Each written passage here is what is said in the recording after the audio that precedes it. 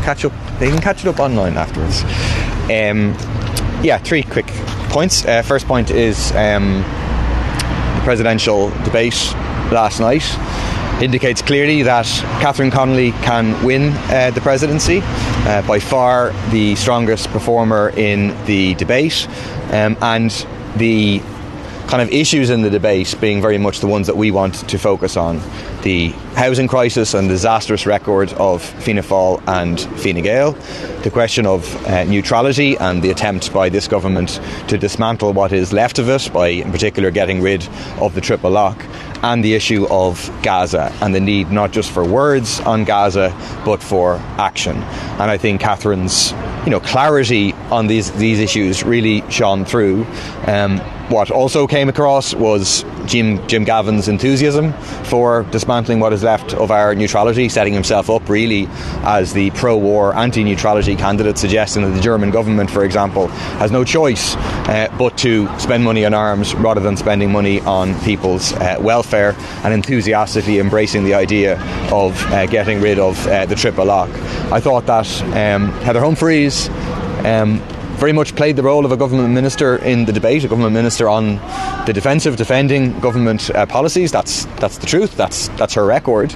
But in particular, on one issue, she kind of gave the game away, which was the issue of the Occupied Territories Bill, where she let out the real government position, which is that this will make no difference anyway, and that's why they're dragging their feet on it. It's why they're trying to water it down. So we really think that it's game on now in this presidential election. People are going to turn on, particularly in the context of the debates taking place, and are appealing to people to sign up on the website, to volunteer, to join the thousands of people across the country who are engaged in this campaign. Second point is on the issue of Palestine. What's emerging about this so-called peace proposal is just, it is a sick joke. The idea that a peace is going to be reached with having effectively Donald Trump and Tony Blair as dictators of Gaza, that is going to be acceptable to the Palestinian people. Netanyahu was immediately out saying that, don't worry, the IDF soldiers are going to be staying. Clearly this is not going to be any basis for a real peace agreement, and therefore we need to keep the pressure up against our own government's complicity in other countries' active support for this genocide.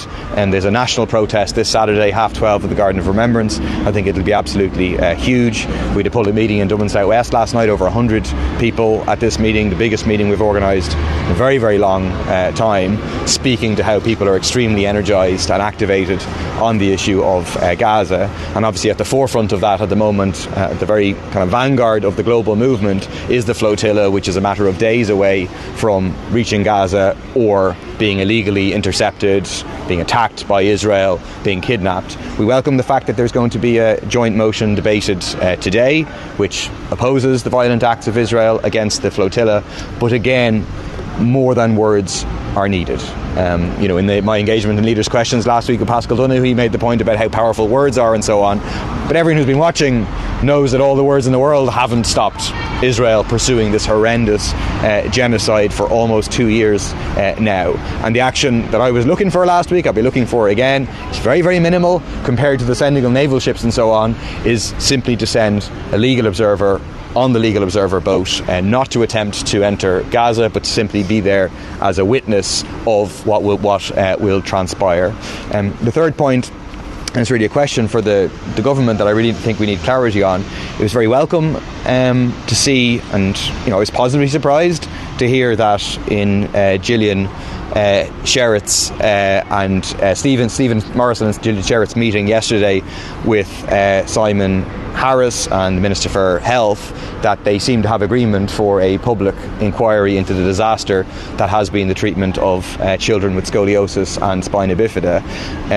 It is concerning. I listened to the interview this morning on Morning Ireland, and unless there has been in the last couple of hours, it's concerning that there's no confirmation from the government that they have agreed to a public inquiry, and it suggests that maybe there's some dispute within government or a lack of clarity within government on them agreeing to that. So we'll be pressing that today to say, look, we need clear statements.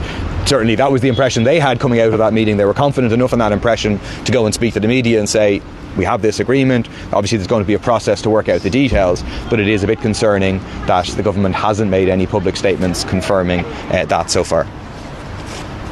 Yeah, I just want to raise a couple of issues as well. Obviously Palestine, it's extremely concerning that there's talk of a peace deal with Donald Trump and Tony Blair sitting on a board with Netanyahu and we don't know who else. No involvement of the Palestinian people or consultation. And let's remember who Tony Blair is. He's a war criminal. He took part in an illegal invasion of Iraq. I remember going on the marches of over 100,000, if not more, in Dublin City. I remember school students walking out of their schools because I was a teacher at the time and it happened in my school. And the idea that Tony Blair will be in charge of a peace deal for the so-called Middle East is like putting Satan in charge, to be frank. I think I'm really heartened to see some events that have taken place in the last week in relation to Palestine. There was a general strike in Italy by Italian workers blockading goods being shipped to Israel. And I think it's interesting considering you have a far-right leader in charge of Italy, but this, the power of working class people was brought back into play, forcing the government to allow Israeli Navy ships to support the flotilla. Something that I called for actually a few months back in relation to the Irish Navy. Could they not go and support the flotilla? And I think the fact that Turkey, Spain and other countries, pressure is definitely coming on. The war leaders who've been participants, complicit or partnering this genocide for almost 2 years. And I think the national demonstration this Saturday is absolutely crucial. I want to mention one other issue, which is gender-based violence. We've seen in the last 48 hours in this country, there's been 4 victims of male violence. We've had a filicide, suicide, and we've had a familicide, it would seem. And I think that it's extremely concerning, and it shows, we obviously don't know yet the details of that, but that is the facts, that nobody else has been sought by Gardaí. And how little attention this issue is getting is exemplified by what's happening at the Justice Committee later today, where, for example, the issue of counselling records in trials, which was made a huge issue, by survivors, by therapists, by my bill, essentially, is going to be debated along with 14 other things at the Justice Committee in a miscellaneous bill, with one survivor getting 3 minutes. We need a full session on this bill. We need survivors to be allowed to come in bigger numbers than one. We need therapists who are absolutely disgusted they're participating in this practice to be able to come in. And we need to hear, this has been a major issue in society. It's a misogynistic practice. It needs to go. And I think the minister is deliberately pushing it in with a load of other things in order to just get his proposal through, which won't deal with the issue. It won't deal with the fact that your notes can still be accessed in a trial. And that's what creates the trauma. That's what creates the stress, knowing that can happen. We already know teenagers have dropped out of CAMS because of the public discourse on this. So they're 2 very important things. And lastly, not unrelated to macho violence, the NFL came to town this weekend. I raised it in the Dáil on Thursday. I don't think it was raised anywhere else. The fact that the state gave 10 million to this organisation to stage a match when it's worth trillions, the owners are. It is the richest league in the world, I believe, and it's also the most jingoistic in America. We heard a lot about somebody being attacked in Temple Bar, which obviously I hope he's okay. I'm sure there was more than one robbery in Temple Bar as a result of tens of thousands of fans coming to Dublin, by the way. It was a bit bizarre. I'm sure there was lots of other crimes committed by the presence of, lots of people potentially drinking late at night. So I do think it's gotten a huge response on social media, the fact that the government did actually pay public money for this group, and I think it should be brought up again in the Dáil this week. On the inquiry, do you have any opinion on what form it should take? Because will we need to have compellability to have medics and executives at CHI come before the inquiry? Yeah, two things I'd say. The first thing is that, like, the bottom line point is that this needs to be driven by and fully, like, co-designed with the advocacy groups and the parents, and so they're, you know, they should be presented with all the information. I understand that's what the government is kind of saying, that the different options will be laid out, but ultimately their view on this is going to be crucial. For what it's worth, in my view, yes, I think we're going to need a full public inquiry, including the power of compellability, to actually get to the bottom of it, because I caught the second half of Gillian on Morning Ireland this morning, which was really excellent.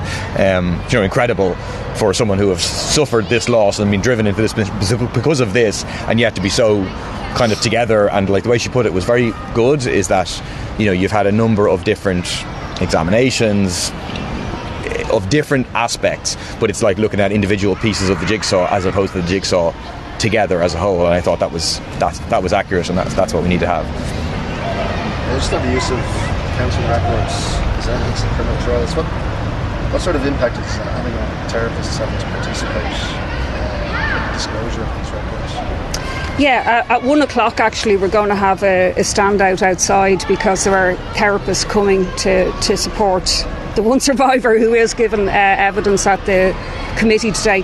It's had a huge impact. There's actually been a movement, if you like, of therapists around this issue. We've had the Psychology Society of Ireland, we've had all of the professional bodies for therapists and psychotherapists have now come out and said that this should be completely banned. Not maintained as an option, completely banned. It disrupts the confidentiality, it disrupts the relationship that they have, the fact that the client feels that what they say is taken down by the therapist and potentially passed over. And by the way, these are third-party notes. It's actually ludicrous that they're considered as relevant evidence.